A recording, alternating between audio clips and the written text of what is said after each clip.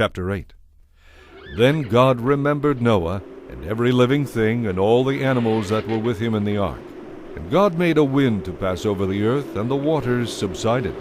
The fountains of the deep and the windows of heaven were also stopped, and the rain from heaven was restrained. And the waters receded continually from the earth. At the end of the 150 days the water decreased. Then the ark rested in the 7th month, the 17th day of the month, on the mountains of Ararat.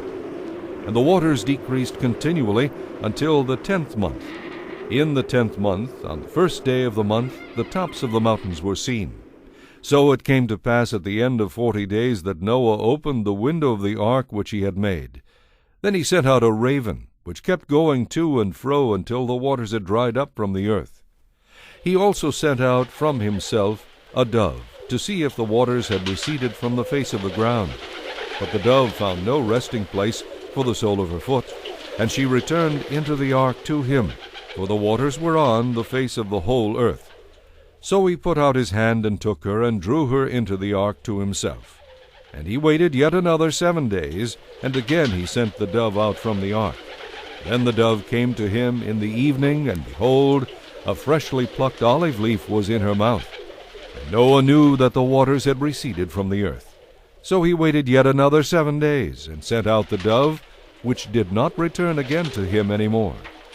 And it came to pass in the 601st year, in the 1st month, the 1st day of the month, that the waters were dried up from the earth. And Noah removed the covering of the ark, and looked, and indeed the surface of the ground was dry. And in the 2nd month, on the 27th day of the month, the earth was dried.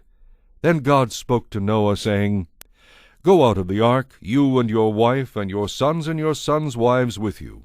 Bring out with you every living thing of all flesh that is with you, birds and cattle, and every creeping thing that creeps on the earth, so that they may abound on the earth, and be fruitful and multiply on the earth. So Noah went out, and his sons and his wife and his sons' wives with him. Every animal, every creeping thing, every bird, and whatever creeps on the earth, according to their families, went out of the ark. Then Noah built an altar to the Lord, and took of every clean animal and of every clean bird, and offered burnt offerings on the altar. And the Lord smelled a soothing aroma. Then the Lord said in his heart, I will never again curse the ground for man's sake, although the imagination of man's heart is evil from his youth, nor will I again destroy every living thing as I have done.